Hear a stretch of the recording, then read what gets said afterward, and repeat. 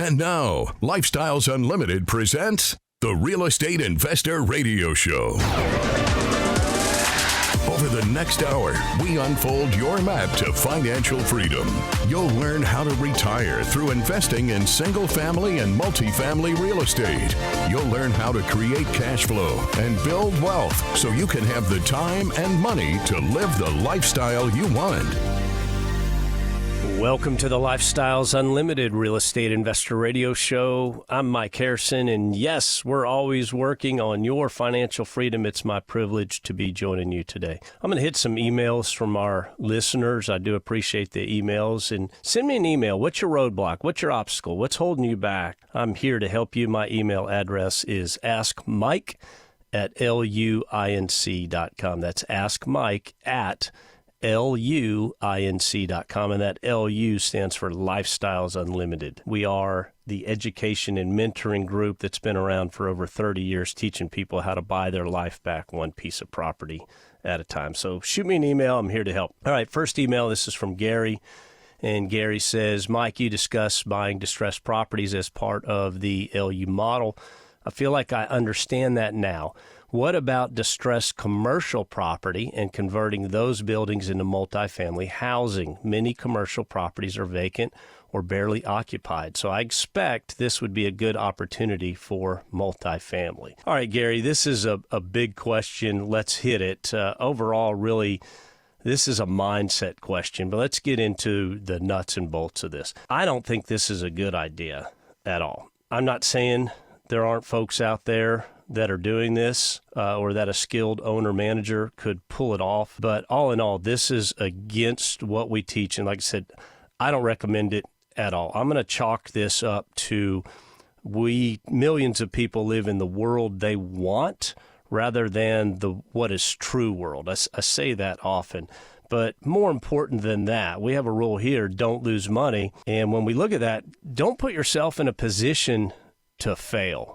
Okay? Don't put yourself in a position to fail. More on that, but the bottom line is, yes, there is a massive bubble in downtown commercial office space, and converting those units, those buildings to housing, it's not going to save the downtown area. It's not. You can change them all to housing. It's not going to save those downtown areas. And when I say stay out of these real estate investment trust REITs, this is what I'm talking about. More often than not, these large commercial office spaces are owned by REITs. There's a lot of REITs that are hanging on to just a ton of ownership of these types of properties, and they're going to pay the piper at some point. There's REITs are sitting upon billions of dollars in downtown office space, and both the workers, right, the employees, and the businesses are bailing out. Leases are not being renewed in thousands of downtown office spaces nationally and internationally. And that's my 40,000-foot flyover answer. And again, I'm not saying there's not the 1 in 1,000 office buildings that would make a great investment for this. I'm saying we don't recommend it and we don't teach this strategy. Why does this strategy go against the Lifestyles Unlimited model? Well, I'll tell you, for starters, there are plenty of Class B and Class C distressed multifamily properties out there now. And once these properties are purchased and rehabbed the way we teach it, these properties make great investments. I'm invested in dozens of these properties now. They're already built as multifamily properties. What you're talking about is taking something that was never designed from the beginning to be a multifamily property, and you're thinking to yourself, yeah, they're distressed. I can buy it for pennies on the dollar. I'm sure you can on a lot of these, and you see these sales sometimes. It's shocking what the sale finally comes off on these commercial properties compared to what was paid for these properties 2, 3, 4, 5 years ago. But let's look at existing multifamily property. The floor plans, for example, are already in place. You're wanting to go in to a building and create your own units within it. Think about zoning, right? Some of these properties are not zoned for multifamily property. There's another expense, right? Hey, I'm going to take an office building, I'm going to convert it to a multifamily property. You're going to have to deal with the bureaucracy of the city where you're looking to do this, and the zoning is going to come into play. Let's get into the nuts and bolts of design. The properties we're buying, again, are already designed. They are multifamily properties, right? They've got the air conditioning, the ductwork already in place. They have the utilities, the water, the gas, the electric already in place. What you're wanting to do is basically build all this stuff and run it to all these individual units. What a massive rehab project that would be. Just the design alone is going to cost hundreds of thousands of dollars. What about restrooms? Right? Let's think about that for a second. We purchase an existing multifamily property. Those units are 1 bedroom, 1 bath, 2 bedroom, 2 bath, maybe 3 bedroom, 2 bath. They're designed. You're going to have to create that and put a restroom in each of these places. What about the sewer? Where's that going to run? How are you going to pipe that? What's that look like? How about the accesses to the residents themselves? You're going to have to design hallways for people to walk to so that they can get to their property. And then back to dealing with that city bureaucracy, the codes. Each of those units that you're wanting to create within a building that was never designed to be multifamily to begin with, you're going to have to follow the codes that are in place to protect people in their living spaces. So what you're talking about is massive, massive rehab versus minimal rehab. Now let's talk about the time factor. Time is money. We've all heard that. We're trying to carve out, if you're buying one of these properties, you're trying to carve out a livable unit where none exist. How many dozens of different Frankenstein floor plans are going to be created in this thing, and are they even attractive to a potential resident? We have a reduced cost based on replication, right? We know we might have 6 or 7 different floor plans in an existing multifamily property. There's an economy of scale to that. We know what we need for each turn. Our maintenance team knows what they need for each turn. We can buy in bulk. We might go buy 15 ovens at one time or 20 ovens at one time because we're going to use the same oven. We'll buy paint in bulk because we're going to use the same color package. We're going to buy flooring in bulk. And you're not necessarily going to be able to do that because you're creating something that was never meant to be what you want to create it. You're going to need to rewire, repipe, bring HVAC, cool air, and warmth to each and every unit. All I see in this thought is dollars, dollars, dollars, dollars. Multifamily investing is very simple. Why do you want to engage in a project that is overly complicated? Just take windows, right? Something as simple as windows. You're not thinking about this. How many units are going to end up without a window or a window in a weird place? How many exterior windows are you going to have to pull out and re-brick on the side? And what's that even going to look like? What's that even cost? Is the exterior even going to look uniform, or is it going to look weird? Remember, best product, best price. We're trying to create something that's attractive to the most amount of people so that they'll live in this space. But what I'm talking about is all mechanical and basic, CapEx cost. Let's get into what's really happening here. Downtown buildings are vacant. You're correct. Or they're absolutely distressed because the employees aren't working at these properties. They're wanting to work at a home. Bingo. That's it. Nobody wants to work at the office anymore. People want to work from home. So if the jobs have relocated and the businesses have relocated, and you want to take one of these properties and suddenly turn it into a multifamily property, can you even guarantee that people are going to come back and live in downtown? No, people don't. The only reason they're going downtown is because that's where their office used to be. They don't necessarily want to live down there. I'm not saying everybody, but I think the majority of people don't want to live down there. So what should come first? Jobs or people? You're saying let's convert it and we have this multifamily property. I'm saying the jobs need to come first. The jobs will create the demand for housing. The jobs need to come back first, but you're putting the cart before the horse. You're saying I'm going to build this property with all these units for people to live in, but the jobs aren't there, Gary. The jobs are remote. So you are putting the cart before the horse. So jobs need to come first. Jobs will create residential living demand. We teach here at Lifestyles Unlimited that a good multifamily investment, a good multifamily property, is in an area where there is a dynamic economy, there is growth, there is stability. And yet your plan, while it may feel good and it may sound good, is to spend millions upon millions of dollars to build a multifamily property in an area where there are no jobs. There is no economic stability. For that reason alone, I'm out. So I did some research, Gary. It was a very interesting question. Thank you for that. So I got online because I like to dig into stuff and read about new things and learn. I found this article. It's from a publication called The Hustle. So we'll give credit there to The Hustle. And The Hustle, it's like a business blurb, I guess. It's a daily blast of various business topics. Pretty interesting. But I found this article, and the title is Can converting offices to housing save downtowns? The article starts out and it says an estimated 24% of U.S. office buildings will be vacant by 2026 as employees continue to work from home, cutting commercial property values by up to $250 billion. If you missed my first segment, remember what I said about staying out of those REITs, those real estate investment trusts. Those things are covered up in commercial property. Article goes on, there's an architecture, design, and engineering firm called Gensler, Gensler. Maybe some of you have heard of them. They are the 600-pound gorilla in the design and engineering space. Gensler has gone so far, they developed an algorithm in 2019 to determine if an underused office building could become a resident, right? And they're looking at cities where there's been major industry has left, like the auto industry in Detroit, the oil industry in Calgary there in Canada. They hate oil in Canada. Kind of weird, but Calgary has had a step back from the oil industry pulling out of there.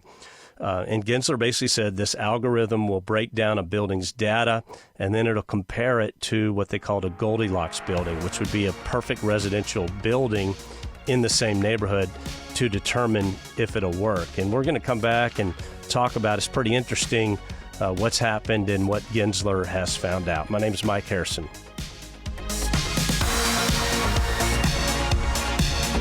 Lifestyles Unlimited's Real Estate Investor Radio Show returns in a moment. Got questions? Go to lifestylesunlimited.com. Lifestyles Unlimited member Lisa on how our educators and mentors share their knowledge. The whole Lifestyles Unlimited team is just wonderful, and all the people in it is basically copying what I do so you could be successful. Lifestyles Unlimited. Over 33 years teaching the real estate retirement roadmap. Text the word radio to 88007. That's radio to 88007. Join for just $297 and save 60%. Lifestyles Unlimited. Text radio to 88007.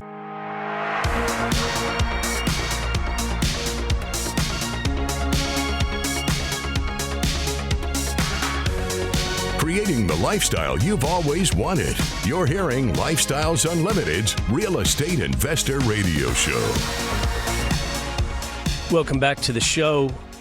I'm Mike Harrison, hitting some questions from the mailbag, and got one from Gary, and he's discussing what he thinks may be a great idea, and that's to take some of these vacant commercial buildings and convert them to multifamily housing, because the commercial office space is distressed right now. And at face value, it sounds like a good idea. And Gary, you're not the first person to ask me about this, but not only do I think it's a bad idea, Lifestyles Unlimited, we've been around for over 30 years. One of the greatest reasons to invest in real estate, quite frankly, is the simplicity of it. It's very easy. And when you incorporate our education and our basically our Lifestyles Unlimited model that we teach, when you overlay that education into real estate investing and you understand, do this, don't do this, here's the roadmap to follow, it's a very, very simple process. And what you're throwing out is an overly complicated, overly expensive process. But don't just hear it from me. There's an architecture firm named Gensler. They created an algorithm, and they basically said, we're going to test if a building would be a good fit for multifamily conversion. And Gensler goes on, and they basically say that they're most often approached with a Class B building. And if you don't know what that is, basically commercial and real estate is grouped into various classes, right? Class A, brand new construction. Class B, a little older. Class C, probably a 60s or prior build to that. And so there's various classes to the properties based on their age and their positioning. So Gensler goes on and says, they're most often approached to use their algorithm on a Class B, which is neither super high quality, but it's also not in bad shape, right? Really old, maybe low quality. But they basically say the Bs are going to be the ones that never bounce back. And the article actually goes on and it says this is being tried in parts of the country and outside the country.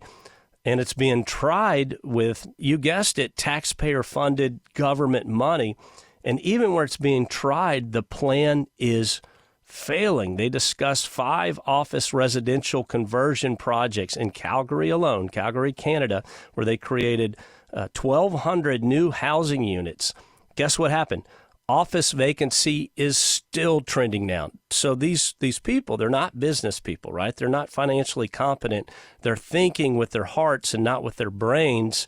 And remember what I said, the jobs need to come first. The jobs will create the demand. So there it is right there. They're saying, hey, it's being tried. Unfortunately, it's being tried with taxpayer money, and it's not working. We invest in real estate to make money, right? We want cash flow. We want to grow our wealth. We are investors. We could buy existing Class B and Class C in many, many instances, less than $100,000 per door in multi-markets. And in other markets, we're buying it at a discount.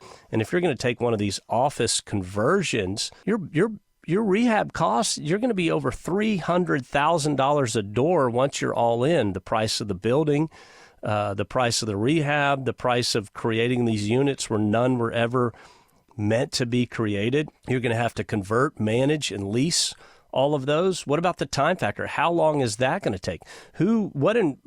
What investor wants to get stuck in a project with a huge economic vacancy cost, right? No, we want to get in these properties and we want to turn them quickly, right? We have a very simple solution. Just do what we teach, right? We can show you how to invest in properties. We can show you how to meet and network with lead investors and take advantage of a program that we have now, right? We're going to teach you to do your research. We're going to teach you how to read a business plan. I will tell you, check the location of that property, right? Where is the property? Real estate is local, and look at the property itself. Where is it? Instead of looking at it from 40,000 feet and worrying about a national trend, you need to look at it at the foundation level where this property is. So, Ricardo, to your question, is new construction trending down? I'll tell you, in some areas, yes. You know me, I'm going to do some research. So I went into this premise that as a whole, prices are trending down. Went to Realtor.com. This is recent information, just came out, and they have an article that discusses just this.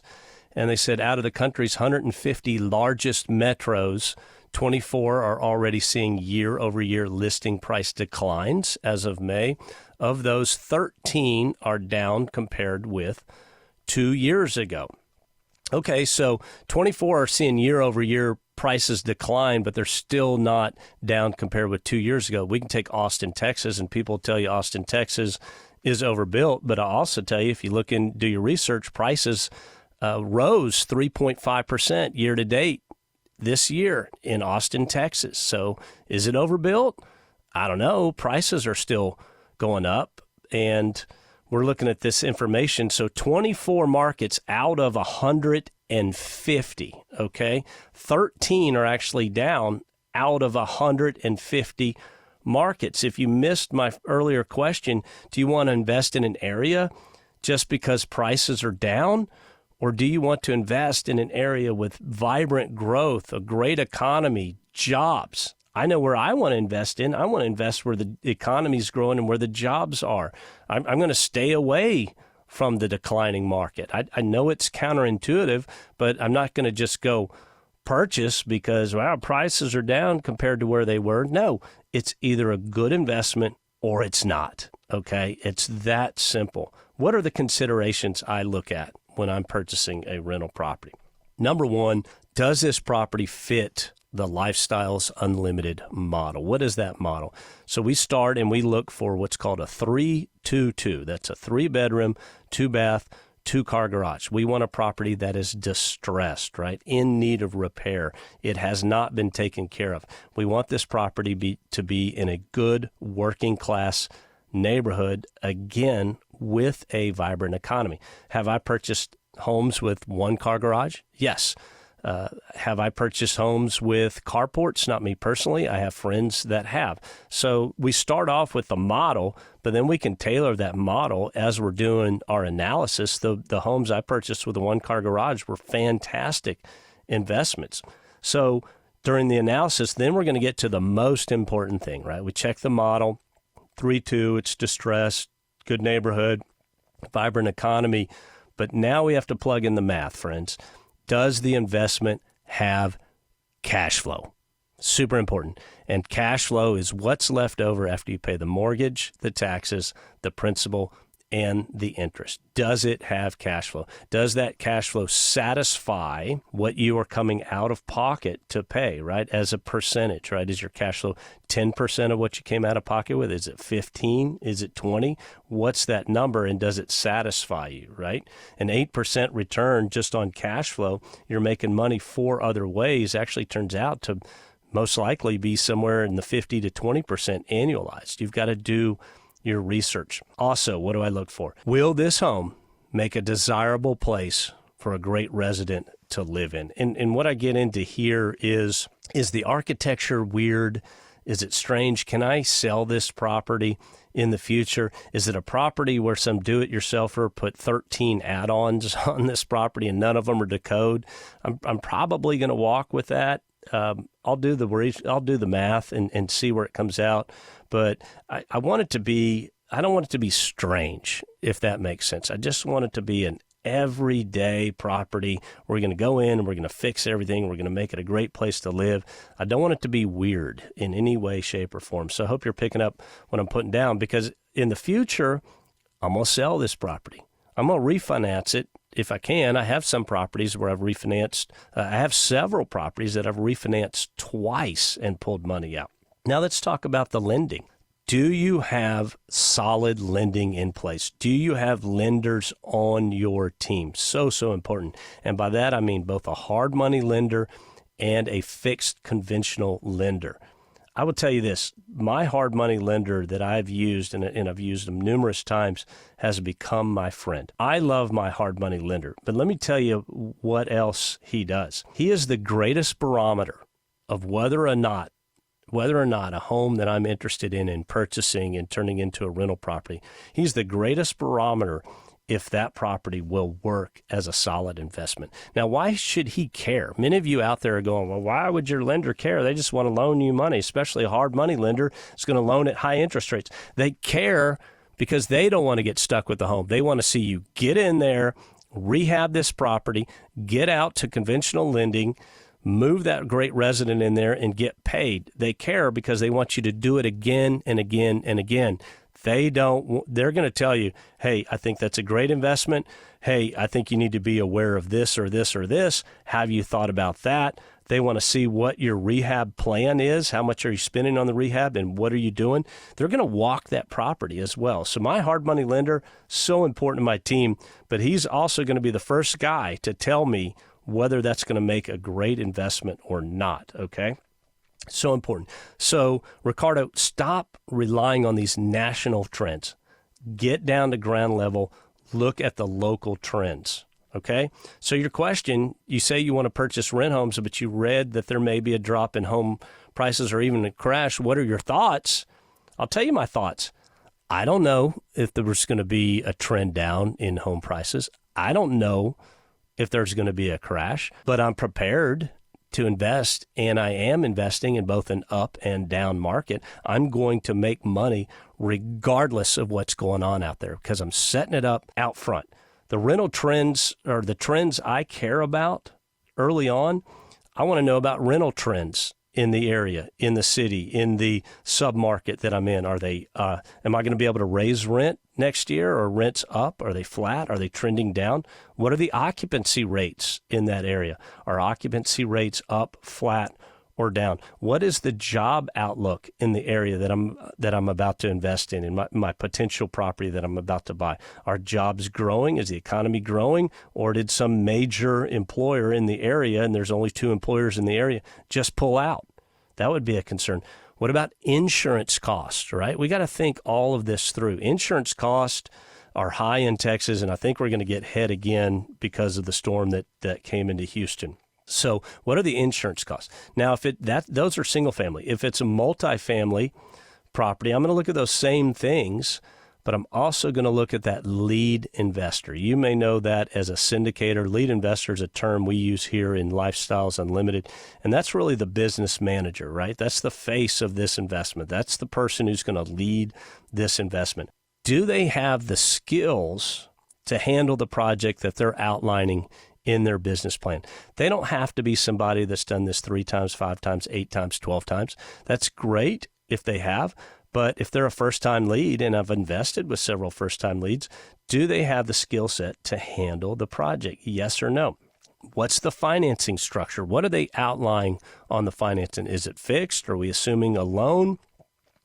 Does it have a bridge loan? And that's not always bad, but how does that translate to the business plan? And then to the business plan, what's the plan here? We're going to hold it for 3 years? We're going to hold it for 5 years, hold it for 7 years?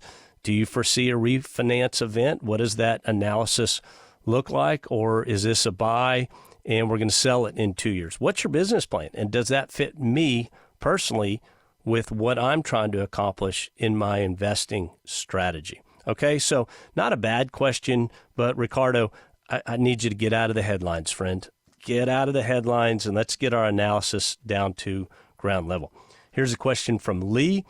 What's the easiest way to start investing in real estate? Well, Lee, I'm going to tell you right now, don't do it alone. I did it alone, and I could have shaved a lot of time, and I would have made a lot more money if I had started by finding a local investment and mentoring group. If I had started by finding people that are doing what I want to do, right, as in owning single-family rental properties, and learn from them. I will also tell you this, Lee. So find that investment group, that mentoring group. We happen to be one here at Lifestyles Unlimited. I encourage you to check us out, lifestylesunlimited.com. And then as you go through this, I don't want you just to buy any rental home. A lot of people will basically go, oh, you know what, I'm going to start investing in real estate.